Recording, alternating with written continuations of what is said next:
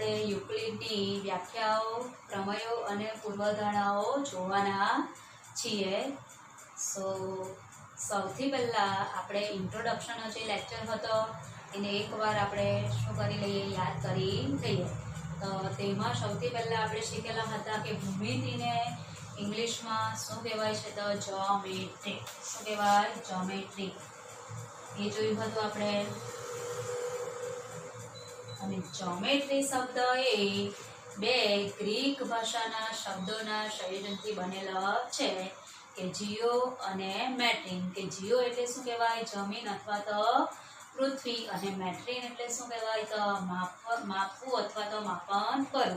એટલે કે પ્રાચીન સમયમાં આપણે ભૂમિતિની જરૂર શા માટે પડેલી? તો શાના માટે પડેલી? કે જમીનના માપનની જરૂરિયાતમાંથી શાનો ઉદ્ભવ થયેલો હતો? ભૂમિતિનો, અથવા તો ભૂમિતિની જરૂરિયાત ઊભી થયેલી હતી. ત્યારબાદ આપણે જોયું કે પ્રાચીન સમયમાં એટલે કે પ્રાચીન ભારતમાં ખોદકામ વખતે આપણને બે એટલે કે જગ્યાઓ મળી આવેલી અથવા તો બે સંસ્કૃતિઓ શોધવામાં આવી હતી, મોહેંજો-દડો અને કઈ બીજી? હડપ્પા. ઓકે, તો મોહેંજો-દડો અને હડપ્પાની આપણે જોયું સંસ્કૃતિમાં જે એના બાંધકામ હતા તે કેવા હતા? કે સુવ્યવસ્થિત હતા. અને એકદમ કેવા હતા? કે એની ગટર વ્યવસ્થા કાં હતી? ભૂગર્ભમાં હતી. અને આપણે તેના બાંધકામમાં જે ઈંટો વપરાયેલી હતી તેનો ગુણોત્તર શું રાખવામાં આવેલો હતો? કે એની લંબાઈ, પહોળાઈ અને ઊંચાઈનો ગુણોત્તર આપવામાં આવેલો હતો 4:2:1. એ પણ આપણે જોયું. અને તેના રસ્તાઓ કેવા હતા? તો એકબીજાને સમાંતર હતા. એ જોયું. ત્યારબાદ આપણે જોયું કે પિરામિડની આપણે વાત કરી ગયા. પછી ઘનફળની શોધ પણ ત્યાંથી થઈ હતી, એ પણ આપણે જોયું. અને મોસ્ટ ઇમ્પોર્ટન્ટ જે આપણને શોર્ટ ક્વેશ્ચનમાં કામ આવે એ જોયું કે પ્રાચીન ભારતમાં કે આપણે શું જોયું કે એક ગ્રંથ હતો. એ ગ્રંથનું નામ શું હતું? શુલ્બાસૂત્ર. શું નામ જોયું આપણે? શુલ્બાસૂત્ર. એમ પણ કીધેલું કે 1 માર્ક્સના ક્વેશ્ચન માટે આ નામ બહુ અગત્યનું છે. અને સૌથી જૂનામાં જૂનું શુલ્બાસૂત્ર કયું છે? તો બૌદ્ધય. ત્યારબાદ આપણે જોયું કોના વિશે? તો શ્રીયંત્ર. કોના વિશે જોયું? શ્રીયંત્ર વિશે જોયું કે શ્રીયંત્ર એ 9 સમદ્વિભુજ ત્રિકોણના સંયોજનથી બનેલો છે. અને એ 9 સમદ્વિભુજ ત્રિકોણમાં પાછા અંદર ગોઠાયેલા 43 ઉપત્રિકોણો જોવા મળે છે. તે પણ આપણે જોયું.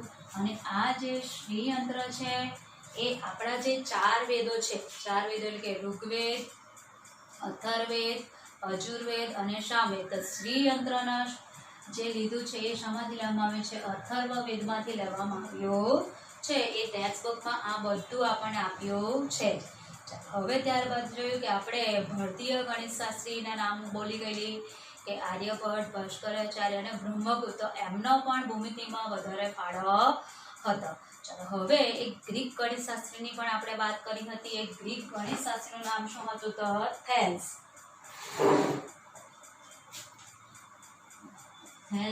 અને એ કયા દેશના વતની હતા? એ જો પણ જોયું હતું આપણે. ગ્રીસ દેશના વતની હતા. કયા દેશના?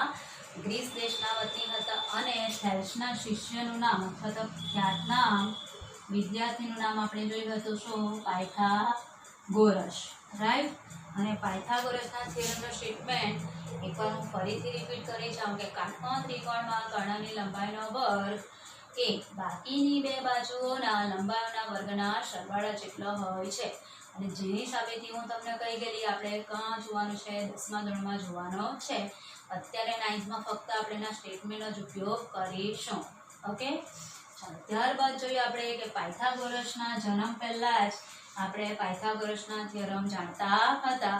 અને એ પણ શું છે? ભૂમિતિનો એક પાર્ટ છે. આ પણ આપણને ક્વેશ્ચન થઈ ગયેલા હતા શોર્ટ ક્વેશ્ચન માટે. અને છેલ્લું હું બોલી ગયેલી હતી કે ઇજિપ્તના એલેક્ઝાન્ડ્રિયા શહેરમાં એક ગણિત શિક્ષક હતા અને તેનું નામ શું હતું? યુક્લિડ. શું નામ હતું? યુક્લિડ. અને યુક્લિડે આ બધી માહિતીઓને એકત્રિત કરીને એક બુક બનાવેલી અને તે બુકને નામ આપ્યું હતું શું? એલિમેન્ટ્સ. અથવા તો એલિમેન્ટ્સને બીજું પણ નામ કહેવાય છે કે મૂળ તત્વો, એવું પણ નામ કહેવાય છે. અને એ એલિમેન્ટ્સને એણે કેટલા પ્રકરણોમાં વિભાજિત કરેલું? તો 13 પ્રકરણોમાં વિભાજિત કરેલું. અને એમાં એને કેટલી વ્યાખ્યા આપેલી હતી? 23 વ્યાખ્યાઓ આપેલી હતી. તેમાંની આજે આપણે કેટલીક વ્યાખ્યાઓ જોવાના છે. 23 વ્યાખ્યાઓમાંની કેટલીક વ્યાખ્યાઓ આજે આપણે લેક્ચરમાં જોવાના છીએ. શું આપણે 23 વ્યાખ્યાઓમાંથી અમુક વ્યાખ્યાનો અભ્યાસ કરીએ? હવે જોઈએ કે આ 23 વ્યાખ્યાઓમાંથી કેટલીક વ્યાખ્યાઓ એટલે કે આની 7 વ્યાખ્યાઓ આપણે જોવાની છે. એ જે વ્યાખ્યાઓ લેવામાં આવી છે વિદ્યાર્થીઓ, તે એલિમેન્ટ્સ નામનું જે આપણું પુસ્તક એને બનાવેલું, બરાબર, એના કેટલા પ્રકરણ હતા? 13. તો એમાં પુસ્તક 1માંથી આ 23 વ્યાખ્યાઓમાંથી એણે કેટલીક વ્યાખ્યાઓ અહીં આપણને આપી છે. ઓકે, તો આ વ્યાખ્યાઓ સમજવા પહેલા યુક્લિડે વ્યાખ્યાયિત પદો અને અવ્યાખ્યાયિત પદોની પણ ચર્ચા કરી હતી. અને એના પહેલા એને સૌથી પહેલા તમે જો કે જે પહેલી આપણી વ્યાખ્યા છે એમાં શું કીધું છે કે બિંદુને કોઈ ભાર નથી. તો બિંદુનો સૌથી પહેલા આપણે જોઈએ કે બિંદુ કોને કહેવાય? તો આ જે હું એક ડોટ કર્યું, બરાબર, આ એક ટપકું, શું કર્યું? ટપકું. એને શું કહેવાશે? બિંદુ કહેવાય. શું કહેવાય? બિંદુ. બરાબર. તો એ જે બિંદુને છે તો એનો જે સમાવેશ છે તે યુક્લિડે શામાં કરેલ છે? અવ્યાખ્યાયિત પદમાં. હવે આપણે અવ્યાખ્યાયિત પદ અને વ્યાખ્યાયિત પદ સમજવા પહેલા શું જોઈએ? પદને સમજીએ. શું સમજીએ? પદ. કે પદ કોને કહેવાય એ આપણે સમજીશું. પદ એટલે શું કહેવાય? કે ચોક્કસ અર્થ ધરાવતા શબ્દને, ચોક્કસ અર્થ ધરાવતા શબ્દને પદ કહેવાય છે. ઓકે, હવે એક ઉદાહરણ આપું. ઉદાહરણ લઈએ આપણે કે -7 એ ઋણ સંખ્યા છે. તો એમાં શું છે? એક ચોક્કસ અર્થ ધરાવે, અને ચોક્કસ અર્થ ધરાવતા શબ્દને શું કહેવાય છે? પદ કહેવાય છે.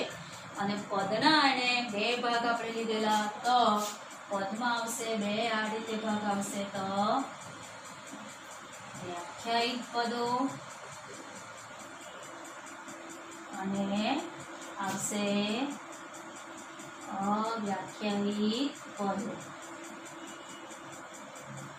હવે અત્યારે જ આગળ બોલી ગઈ હું કે અવ્યાખ્યાયિત પદોમાં કોનો સમાવેશ કરેલો? યુક્લિડે તો બિંદુનો. કોનો સમાવેશ કરેલો? બિંદુનો. તો આપણે એ જરા અવ્યાખ્યાયિત પદો અને વ્યાખ્યાયિત પદોને પણ પહેલા બરાબર સમજીએ, પછી આપણે આ બેનું શું કરશું? આપણે વર્ણન કરશું. તો અવ્યાખ્યાયિત પદો કોને કહેવાય બાળકો? તો કે જે પદોને એકદમ સહેલાઈથી એટલે કે સરળતાથી વ્યાખ્યા આપવા વગર જ સમજી શકાય, તો તેવા પદોને શું કહેવાય? અવ્યાખ્યાયિત પદો. અથવા તો જે પદોની વ્યાખ્યા આપવામાં આવતી નથી અથવા આપી શકાય નહીં, તો તેવા પદોને શું કહેવાશે? અવ્યાખ્યાયિત પદો. અને જે આપણે પદોને, બરાબર, કે ચોક્કસ જે પદોને સમજવા માટે અથવા તેનું વર્ણન કરવા માટે ચોક્કસ વ્યાખ્યાની જરૂર પડે, તો તેવા પદોને શું કહેવાશે? વ્યાખ્યાયિત પદો. હવે આજ આગળના લેક્ચરનું આપણે જે ઇન્ટ્રોડક્શન જોયું અને આ જે બધી વ્યાખ્યાઓ જોઈ છે એને હું તમને આજે આપીશ. એ તમારે નોટબુકમાં કોપી કરવાની છે, એટલે કે નોટબુકમાં લખવાની રહેશે. અને બીજી એક અગત્યની વાત કે જે MH સરે ચલાવ્યું છે પહેલું ચેપ્ટર, બરાબર છે, એ ચેપ્ટરની નોટબુક અલગ બનાવવાની છે. પ્લસ આગળ જે આપણે બેઝિક લેક્ચર ચાલેલા છે, બરાબર, સરના અને મારા બંનેના, એ તમારે એક જ નોટબુકમાં લખવાનું છે. અને હવે આ જે આપણું 5મું ચેપ્ટર જે ચલાવ્યું છે, બરાબર, આજથી હવે આ બરાબર સ્ટાર્ટ થઈ ગયું ચેપ્ટર, તો એ આજથી લખવાનું ચાલુ કરવાનું છે તમારે. તો એ MAની નોટબુક એટલે કે મારી નોટબુક તમારે અલગથી બનાવવાની છે. અને એ નોટબુક આપણી જ્યારે સ્કૂલ ખોલશે ત્યારે તમને કામ આવવાની છે. કે જ્યાંથી અટકેલો હશે ત્યાંથી તમારે એમાં લખવાનો રહેશે. અલગથી બીજી કોઈ ત્યારે નોટ બનાવવાની નથી. પણ એટલું યાદ રાખવાનું કે જે આપણી બેઝિક લેક્ચરવાળી નોટબુક છે એ આગળ કીધું તે મુજબ જ કે તમને 10મા ધોરણમાં કામ આવશે, એટલે એ નોટ તમારે અલગથી બનાવી, પ્લસ MS સરની નોટબુક અલગથી બનાવી અને મારી નોટબુક પણ અલગથી બનાવી. એટલે આ એક ખાસ સૂચના તમારે યાદ રાખવી. હવે આપણે જોઈએ અવ્યાખ્યાયિત પદો કોને કીધેલા અને વ્યાખ્યાયિત પદો કોને કીધેલા તે.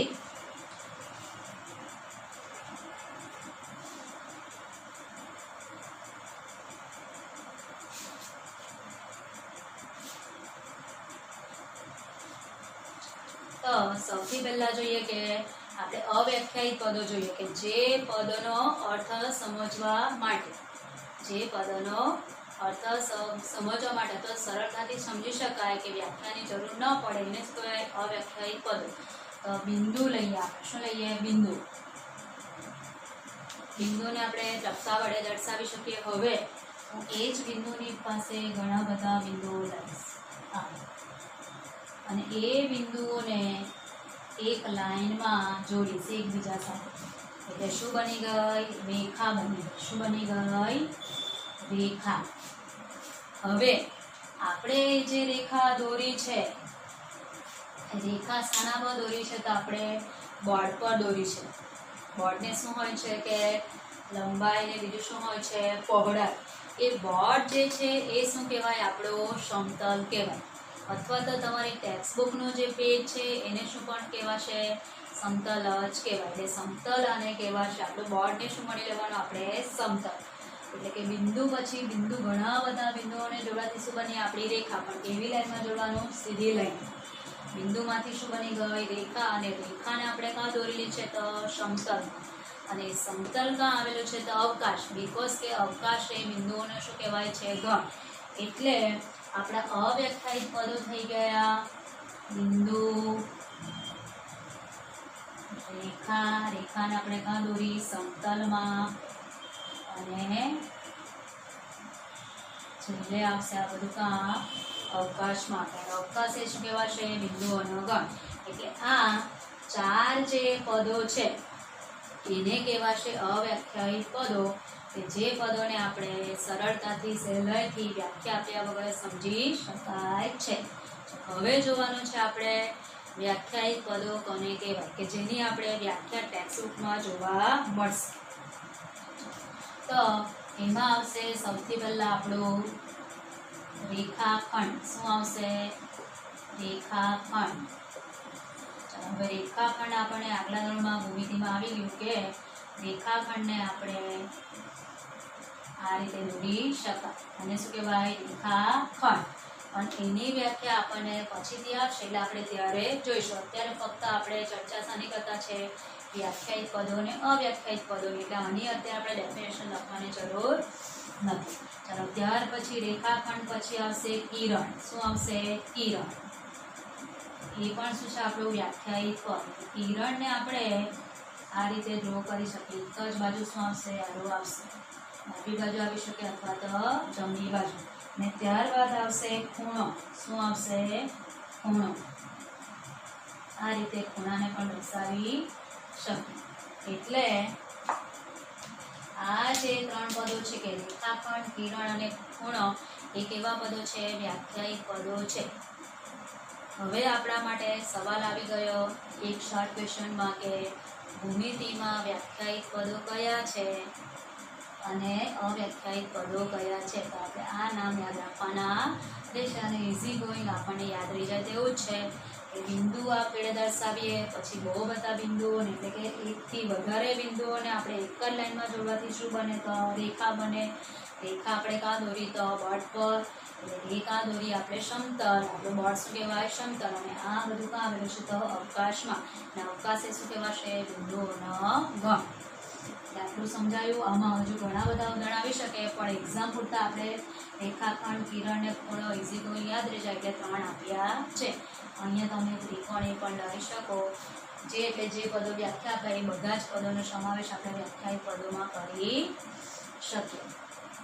હવે બીજી એક ખાસ વાત યાદ રાખવાની છે કે યુક્લિડે આ બધાની વ્યાખ્યાઓ તો આપી હતી, પણ બીજા બધા ગણિતશાસ્ત્રીઓ એટલે કે આપણા ટેક્સ્ટ બુકમાં એનો અસ્વીકાર કરવામાં આવ્યો છે, એટલે આની વ્યાખ્યા લેવામાં આવી નથી, પણ યુક્લિડની વ્યાખ્યા આપી હતી એવું ટેક્સ્ટ બુકમાં આપણને કીધું છે. પણ એનો શું અસ્વીકાર કરવામાં આવે, સ્વીકારવામાં આવી નથી. એટલા માટે જ આ 4 પદોનો સમાવેશ શામાં થાય છે? અવ્યાખ્યાયિત પદોમાં. હોપફુલી આ તમને પદ, અવ્યાખ્યાયિત પદો, વ્યાખ્યાયિત પદોની સમજ આવી ગઈ હશે. હવે આપણે આ બધાને શું જોઈશું? પરિમાણ વિશે જોઈશું. શાના વિશે? પરિમાણ.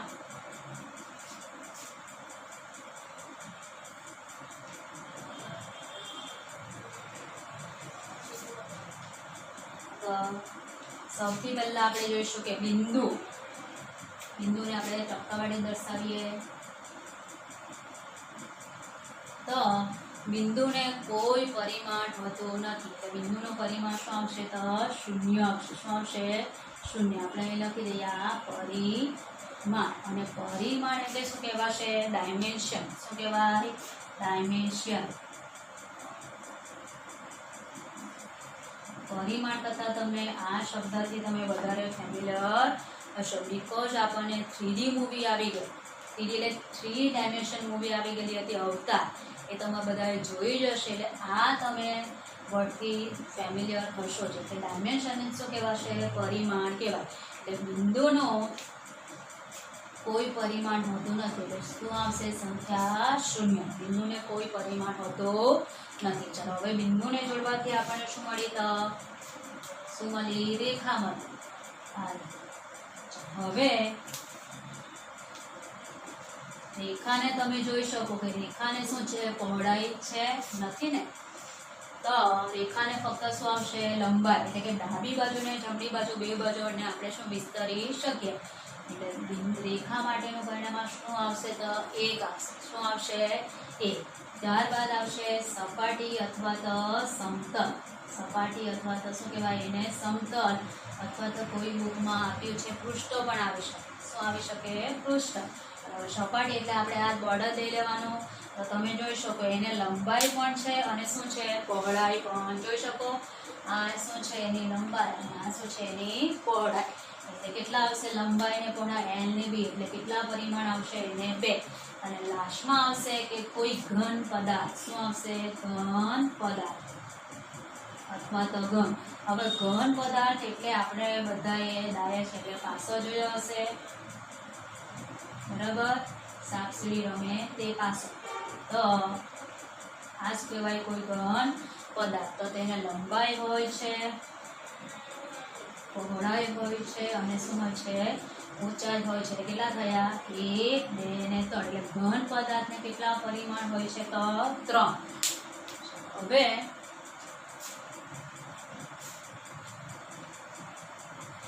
આના પરથી પણ આપણને ખરા ખોટા, ખાલી જગ્યા અથવા તો જોડકું પણ આના પરથી પૂછી શકાય છે કે બિંદુને ખાલી જગ્યા પરિમાણ હોય છે તો ત્યારે આન્સર શું લખવાનો? 0. અથવા તો જોડકું પણ બનાવીને પૂછી શકાય. જોડકામાં તમને આ રીતે એટલે આકૃતિ દ્વારા પણ આપી શકીએ અથવા તો શબ્દો આપીને પણ જોડકો જોડવાનું પૂછી શકાય. અથવા તો ખરા ખોટામાં પૂછી શકાય કે રેખાને 2 સમતલ રેખાને 2 પરિમાણ હોય છે. આપેલ વિધાન ખરું છે કે ખોટું તે જણાવો. તો વિધાન કેવું આવવાનું? ખોટું આવશે. બીકોઝ કે રેખાને તો કેટલા પરિમાણ છે? 1 જ. એટલે આ રીતે ખરા ખોટામાં પણ તમને આ વસ્તુ ભલે દેખાય છે નાની, પણ બહુ બધી રીતે ટ્વિસ્ટ કરીને આ પૂછી શકાય છે. એટલે આ આપણે પાર્ટ બહુ મોસ્ટ ઇમ્પોર્ટન્ટ છે, ખાસ યાદ રાખવા છે એક્ઝામ માટે ખાસ. અને એની આગળનું પણ વ્યાખ્યાયિત પદો અને અવ્યાખ્યાયિત પદો પણ. ચાલો હવે આપણે વ્યાખ્યાઓ તરફ જઈશું. તો જોઈએ કે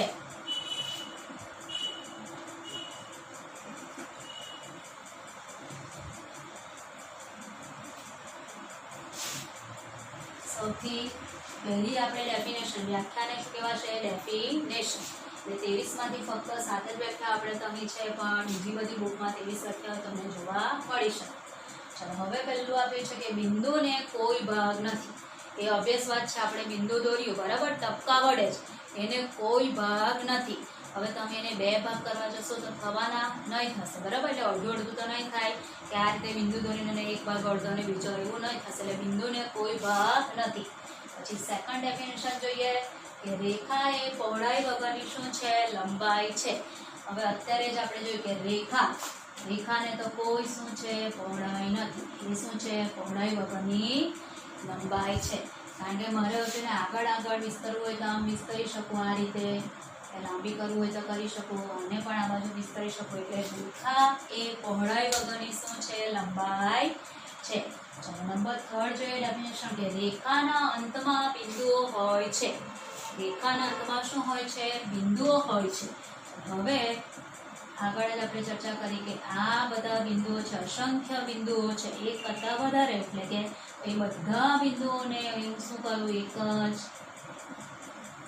આ રીતે જોડી એક જ લાઈન, બરાબર છે.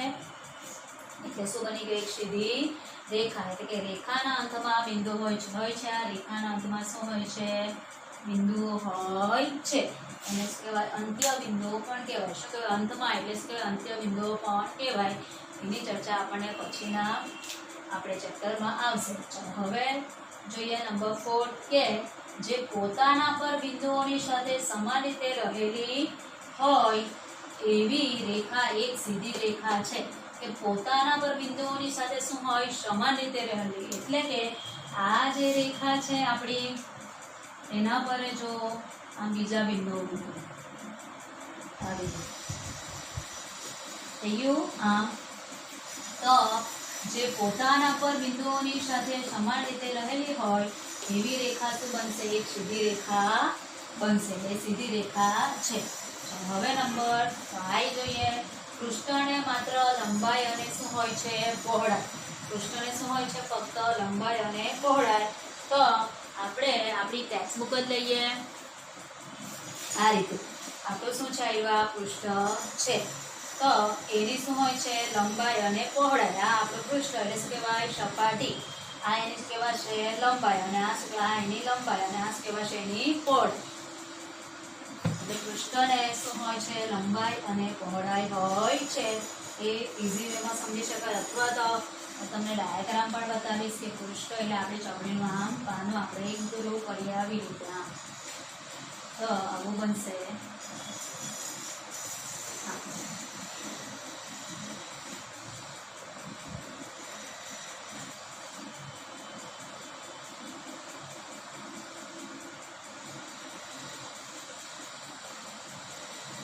આ થઈ ગયું આપણું. એટલે પૃષ્ઠની દર શું હોય છે પૃષ્ઠની દર એટલે પૃષ્ઠને માત્ર શું હોય છે લંબાઈ અને પહોળાઈ હોય છે. ચાલો હવે આગળ જોઈએ આપણે. તો પૃષ્ઠની દર રેખાઓ હોય છે. પૃષ્ઠની દર શું હોય છે રેખા હોય છે. આ એક પૃષ્ઠ છે એની દર શું હોય છે રેખાઓ હોય છે. ચાલો હવે રેખાઓ આપણે જોઈએ તો કઈ રીતે આવશે એ બતાવીશ. તો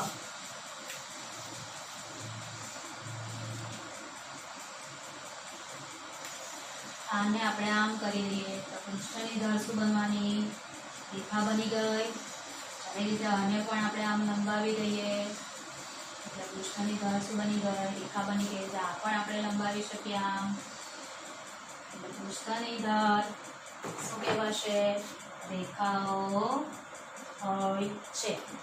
નેક્સ્ટ જોઈએ આપણે કે નંબર 7. એ આપણે બરાબર સમજવી પડશે 7 નંબરમાં કે જે સપાટી પોતાના પરની શું કીધું સપાટી એટલે આપણે આટલા પોર્શન લઈ શકીએ. પોતાના પરની સીધી રેખાઓની